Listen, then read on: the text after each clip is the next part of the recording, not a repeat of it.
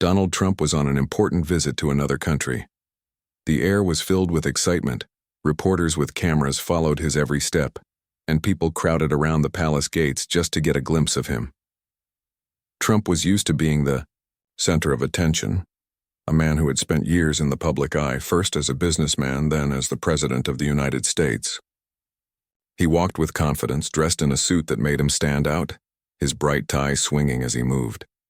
Every step he took was observed carefully, not only by his staff and the reporters but also by the citizens who had gathered to watch. In front of the Grand Palace he saw them, the royal guards. They stood like statues, tall and serious, dressed in their iconic uniforms. Their boots were polished, their hats perfectly placed, and their faces calm as stone. They did not blink, they did not look away, and they did not even react to the sound of the crowd around them. Trump slowed his pace, his eyes fixed on them. He admired their discipline. He was a man who appreciated loyalty, power, and the ability to command respect. These guards had all of that, and more.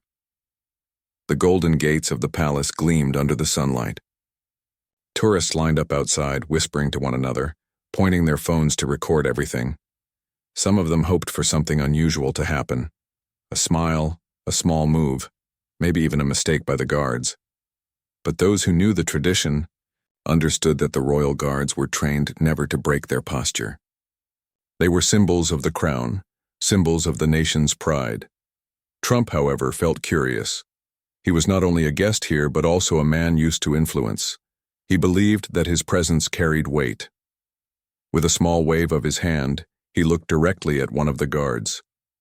The guard stood tall, his eyes fixed forward, his hand firmly by his side. Trump tilted his head slightly, waiting for a reaction. There was none. He turned slightly, smiling to the crowd as if to say, "Watch this." He raised his hand higher, this time giving a clear gesture, almost like an order. "Salute," he said in his usual confident tone, his voice carrying across the courtyard. For him, it was a simple act. He thought that the guard, upon seeing him, a former American president, a man of influence, would respond. After all, in Trump's world, people often listened when he spoke. The moment stretched. The guard did not move. His face did not change. His eyes stayed fixed in the same direction. The silence in that small corner of the courtyard grew louder than the noise of the crowd. A few tourists gasped softly. Others laughed quietly, covering their mouths in surprise. The cameras clicked faster and several phones began streaming the moment live on social media. Trump stood there, still smiling, though now a little puzzled. He was used to being obeyed, used to people reacting when he spoke. But this guard was different. He was unshaken, solid as a rock. His uniform, his posture, and his duty all seemed to form an invisible wall that even the most powerful man in the world could not move. Behind Trump, his aides and advisors shifted nervously. They were aware of the royal traditions. They knew that the guards did not answer to visiting leaders no matter how important they were.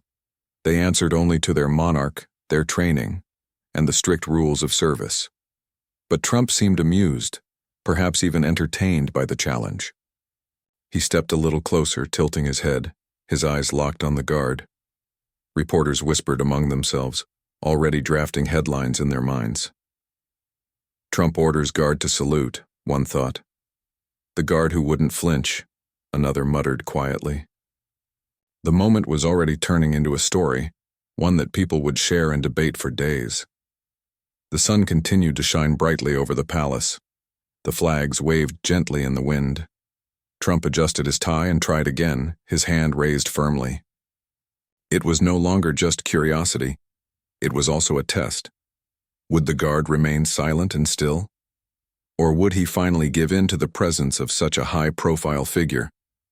The tourists leaned closer, holding their breath, their phones capturing every second. Still nothing changed. The guard stood like marble, his focus unbroken. To him, this was not about who was in front of him. His role was clear: to serve the crown, to represent discipline, and to hold his position no matter what. He had been trained for years to ignore distractions, even ones as bold as this. For Trump, the moment became both amusing and confusing. He had ordered people before, World leaders, officials, business executives, and most had responded. But here, in front of this palace, in front of this silent man in uniform, his words carried no power. The authority belonged to something else, something older and stronger than politics. People in the crowd began murmuring louder. Some admired Trump's confidence. Others admired the guard's discipline. The tension of the moment created a strange kind of excitement, something that made the palace visit unforgettable for those who were there. Even the reporters who had covered hundreds of events knew this was a scene that would become a headline across the world. Trump finally chuckled lightly, brushing off the silence, and turned to the crowd as if to say, "Well, I tried." His confidence did not fade, but deep down he knew that he had just stepped into a place where his usual influence met an unshakable wall. The guard had reminded him, without saying a word, that in this palace tradition ruled above all else.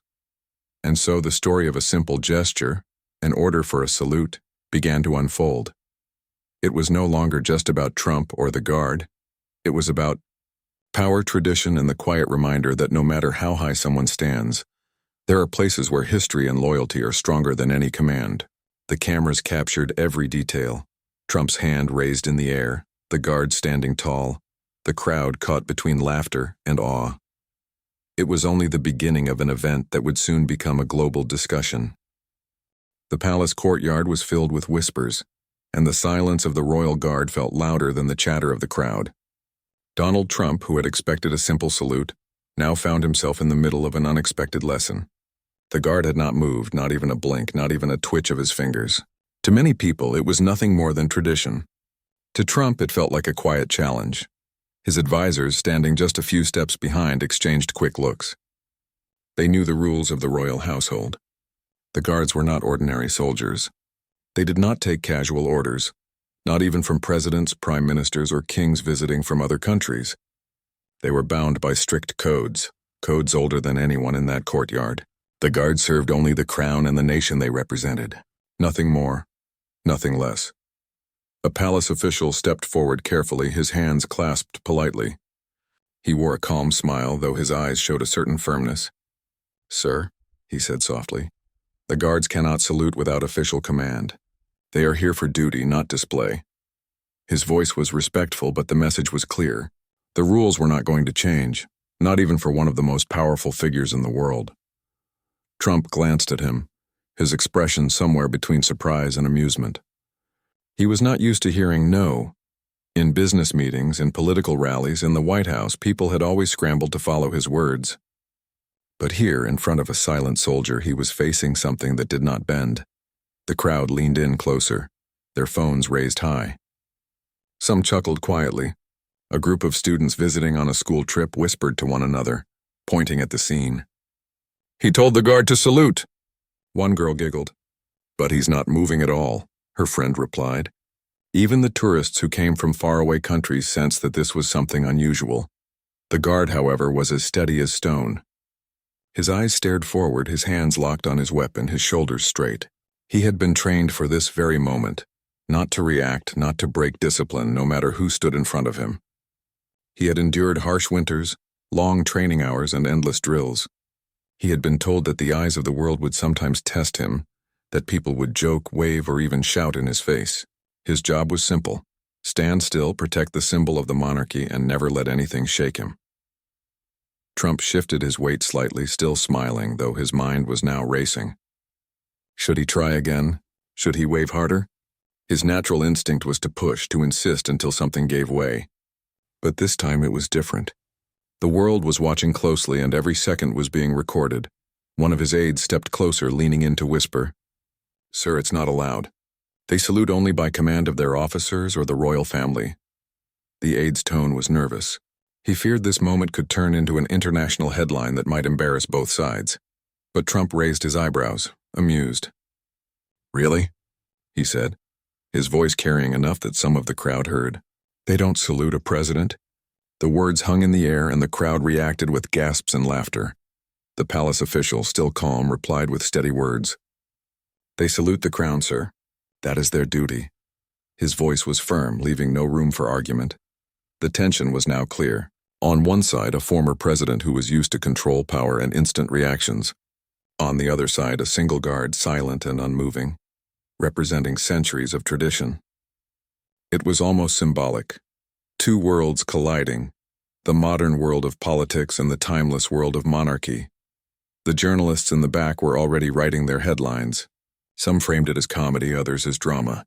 One reporter whispered, "This is going to be everywhere by tomorrow morning." And indeed, the footage spreading across social media was already gathering millions of views. Trump looked back at the guard again. He tilted his head almost as if studying a puzzle.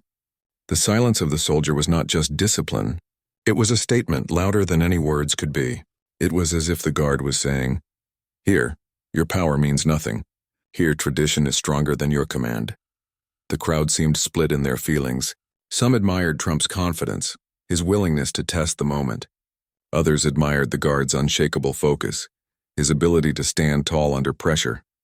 Parents explained to their children why the guard wouldn't move, and children asked questions with wide eyes, amazed at how someone could stand so still even when a world-famous leader was talking to him.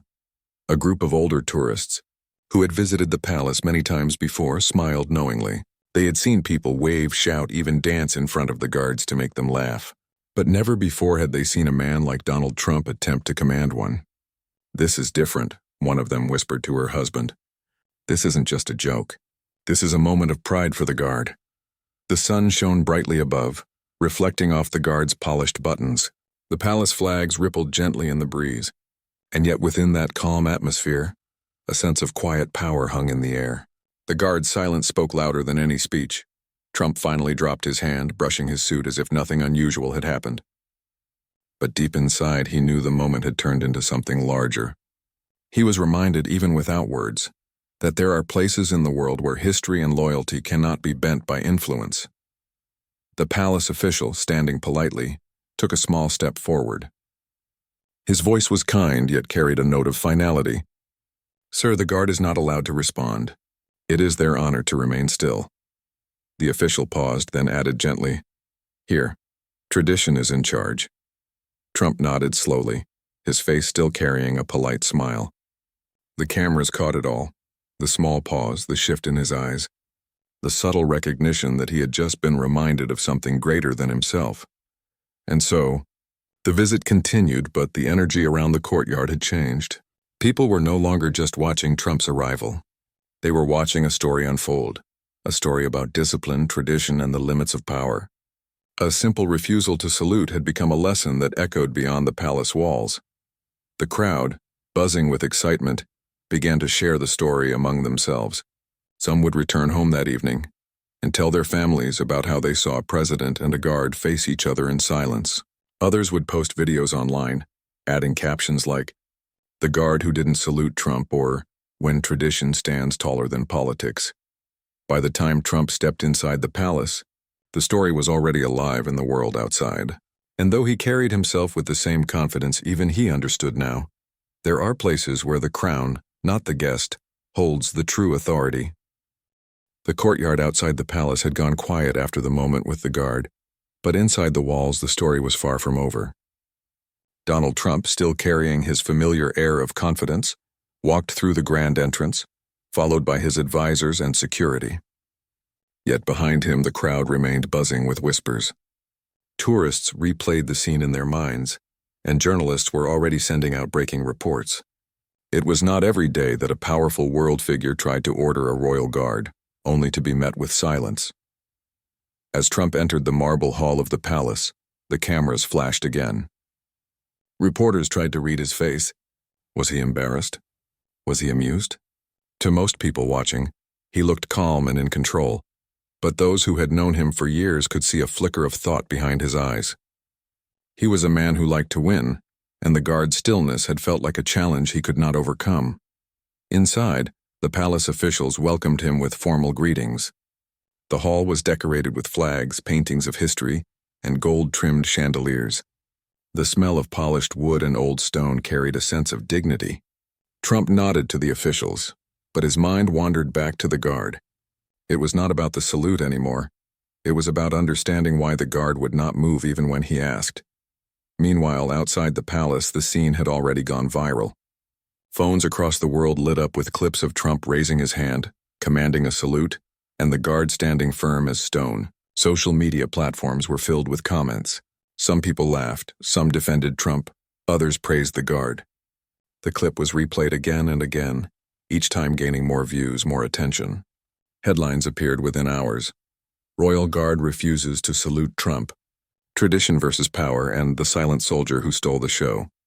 Back inside, Trump's aides discussed the matter quietly among themselves. They feared the story would overshadow the real purpose of the visit. It was supposed to be about strengthening ties, about formal talks, and about showing respect between two nations. But now, a guard's silence was at the center of the world's attention. Trump, however, had his own way of handling moments like this. He leaned into humor. He spoke casually to the officials, joking about how disciplined the guards were. "I told him to salute," he said with a chuckle. "But he's tougher than my generals." Didn't move an inch. The officials smiled politely, though behind their calm expressions, they felt relief that Trump was not taking it badly. The senior aide of the royal household finally spoke, his voice calm but steady. "Sir," he said, "our guards are symbols. They represent history, loyalty, and duty. Their silence is their strength. They salute only under their own command, not at the request of guests." The words were respectful but carried a deep meaning. They were not just explaining rules. They were reminding everyone present that there are boundaries in tradition that cannot be crossed. Trump listened, nodding slowly, though the smile on his face did not fade. He understood the message even if he did not fully agree. He was a man used to testing limits, but this time the limits were set in stone, older than his own career, older even than the country he represented. The palace visit moved forward with its usual ceremony. Trump shook hands, admired the paintings on the walls, and walked through rooms filled with centuries of history. Yet everywhere he went, whispers followed. The staff of the palace had already heard the story. Some smiled quietly, others avoided speaking of it, but all of them knew this visit would be remembered for more than official speeches.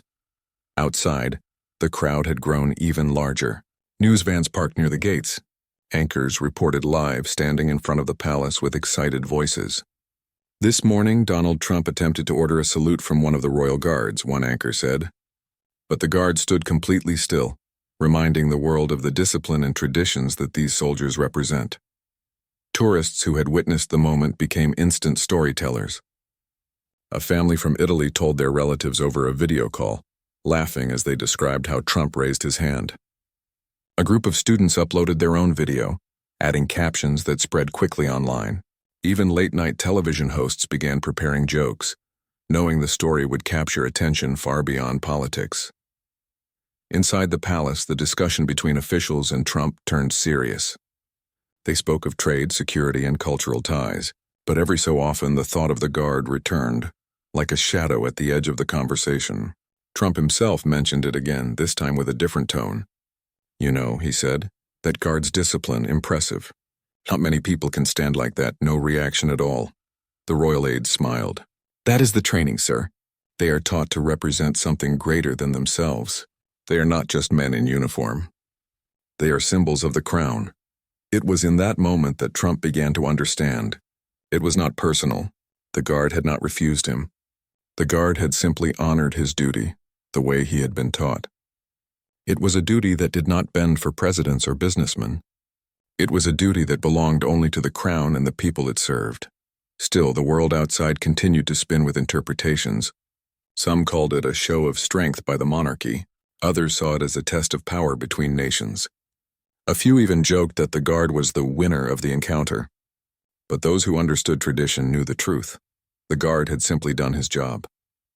As the evening light fell over the palace, the moment remained alive in everyone's minds. Trump's visit was filled with meetings, photographs, and formal dinners. Yet when people spoke of the day, they always began with the same story. "Did you see what happened with the guard?" The guard himself never moved, never spoke, and never acknowledged the attention. He stood his post as if nothing had happened. To him, it was just another day of service. But unknowingly, his silence had traveled across the globe, teaching a quiet lesson about respect, tradition, and the power of duty. Trump, too, carried that moment with him as the evening ended. Though he laughed about it publicly, deep down he recognized the message. In some places, no matter who you are or how much power you hold, there are rules older than you. And sometimes the most powerful reminder comes not from words but from silence. The sun was setting over the palace walls, painting the sky in shades of gold and orange, but the story of the day was far from fading. Inside the palace, Donald Trump sat at a long dining table joined by royal officials, dignitaries, and members of his team. The hall was filled with chandeliers, soft candlelight, and the quiet sounds of violins in the background. Everyone was polite, everyone was respectful, but behind the gentle smiles and the polished words, the earlier moment with the guard still hung in the air like an invisible shadow. Trump leaned back in his chair, his familiar confidence still visible, but his mind kept circling back to the same question. Why was the guard so unshaken? He was not angry now, more curious, almost impressed. He had spent a lifetime surrounded by people who reacted to his voice, his gestures, his demands. But here, in this palace, a single guard had reminded him that authority has many faces, and not all of them bend to politics. The royal aide, who had earlier explained the guard's silence, sat nearby. He noticed the thoughtful look on Trump's face and decided to speak once more, not as a warning this time, but as a gentle lesson. "Sir," he began softly, "you are used to power that comes from position, wealth, and leadership, but here the guard represents something deeper. He is not himself. He is the crown. He is the rule. He cannot salute without the order of his officers or the monarch. That is the tradition, and tradition is what truly rules in this palace." Trump tapped his fingers on the polished wood of the table, listening carefully. He nodded slowly, a small smile tugging at the corner of his mouth. He was a man who enjoyed symbols of strength, and he was beginning to see the guard not as someone who had refused him, but as someone who had shown discipline in its purest form. Meanwhile, outside the palace, the story had exploded. News anchors across the world debated the meaning of the moment. Some said it showed Trump's boldness.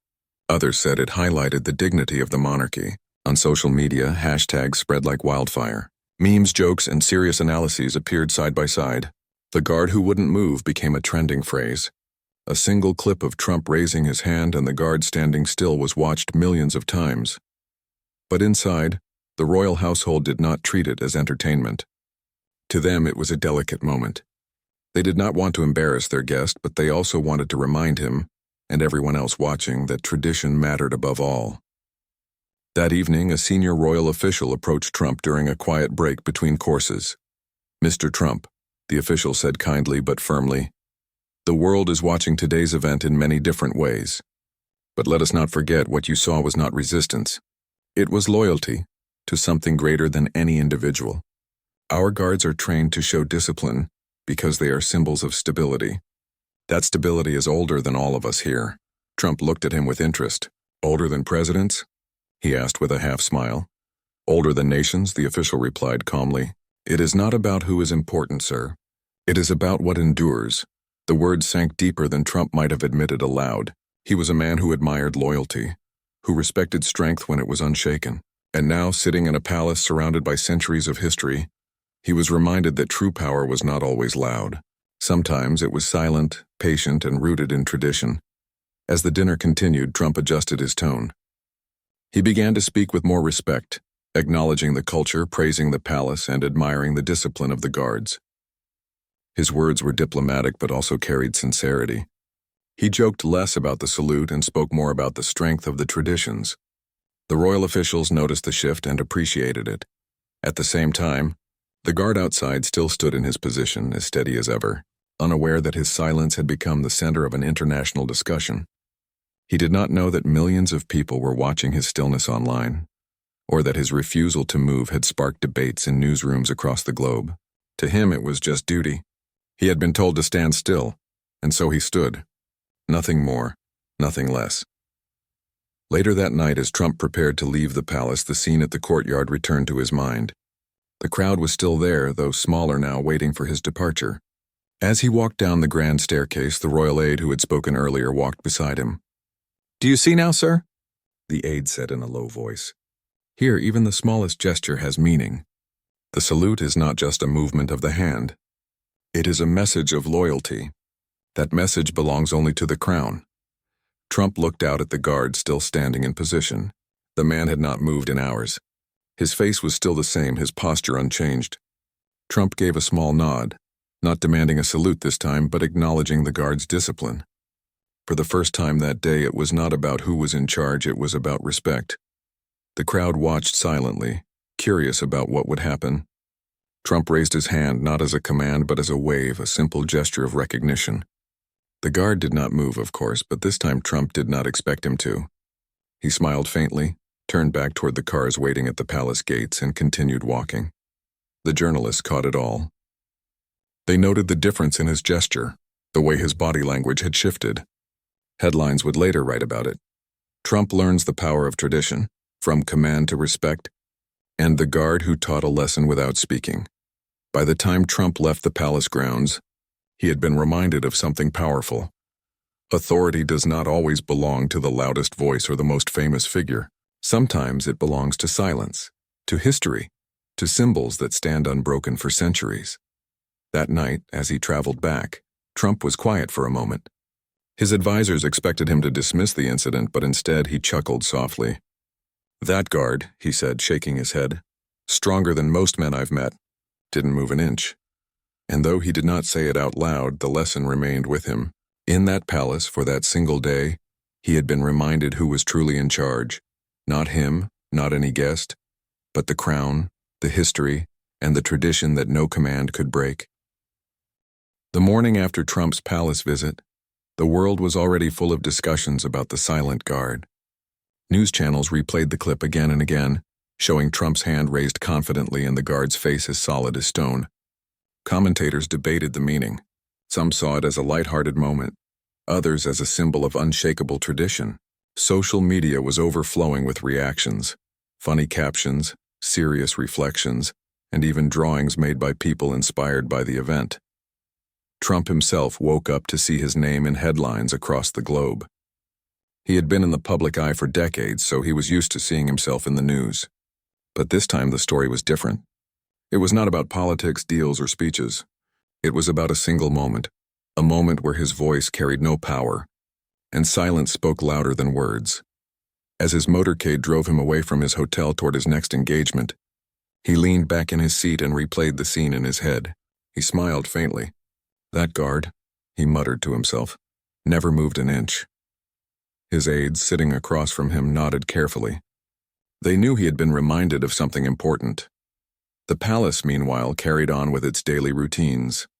The guard who had stood in front of Trump remained on duty until his shift ended. When he was finally replaced by another soldier, he walked away as calmly as he had stood. He did not speak about the moment. He did not boast. For him, it was simply duty. He had done exactly what he had been trained to do: stand still, represent the crown, and let nothing disturb his focus. What he did not realize was that he had become a quiet hero in the eyes of millions. His silence was celebrated across the world as a symbol of discipline. Parents showed the video to their children to explain the importance of standing firm. Teachers spoke about it in classrooms as an example of loyalty and respect for tradition. Even in military academies, the clip began to circulate, with instructors saying, "This is what true duty looks like." Trump's schedule continued with formal events and meetings. Everywhere he went, reporters tried to ask about the guard. "Mr. Trump, what did you think about the soldier who didn't salute?" One journalist called out. Trump, never one to avoid attention, gave a short answer. "He's tough," he said with a small grin. "I like tough people." His reply was short, but it carried meaning. He had turned what could have been seen as a rejection into a compliment. In private, though, he had reflected more deeply. He told one of his close aides, "In America, people respond to the president. But over there, that guard responded to something bigger. That's real loyalty." The aide nodded, recognizing that the moment had left an impression. The royal household also discussed the matter behind closed doors. They were pleased that the incident had not turned into conflict. Instead, it had highlighted the strength of their traditions. "The world has been reminded," one official said, "that our crown stands above politics. That is the way it must always be." By evening, television hosts and commentators across many countries were talking about the larger lesson. One anchor put it clearly. In that single moment, power met tradition, And tradition did not move. Another added, "It was not about Trump and it was not about the Guard as an individual. It was about the strength of institutions, the strength of discipline." The people who had been in the courtyard during the moment also told their stories. A tourist from Spain said, "I thought it was just a funny thing, but later I realized it showed how serious the Guards are." A student from France explained, "I learned something that day, that there are some rules that no one can change, not even the most powerful leaders." Trump's visit eventually came to an end, but the memory of that moment stayed. As he boarded his plane to leave, he looked out of the window at the city below. The Guard's face flashed in his mind again, still and calm, refusing to bend. Trump chuckled softly and shook his head. He had faced world leaders, businessmen, and critics, but it was a silent Guard who had reminded him of something universal. Power is temporary, but tradition lasts forever. For the Guard, life returned to normal. He continued his shifts, his routines, his responsibilities. He did not chase the fame that had come from the incident. He simply wore his uniform with pride and carried on.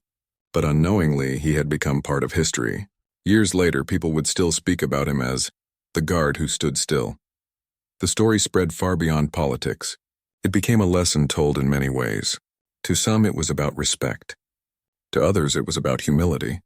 To many, it was about remembering that no matter how high a person rises, there are always rules, values, and traditions that cannot be commanded. Trump, for his part, carried the story with him long after the visit. At rallies and private dinners, he sometimes brought it up, always with a smile. "I tried to get a salute," he would say, "but that Guard wouldn't budge. Strong guy, stronger than most people I know." The audiences would laugh, but behind the laughter was the understanding that the story was more than a joke. It was a moment of truth, a reminder that even the most powerful people are sometimes humbled. And so the event lived on, not as a scandal or a mistake, but as a tale of dignity. It showed how silence can hold power, how discipline can teach a lesson, and how respect for tradition can outlast even the strongest commands. In the end, the world remembered not the words spoken, but the silence that endured. A Guard in uniform standing tall became the quiet voice of history, and Donald Trump, who had once ordered him to salute, left with a deeper respect for what it meant to truly be in charge.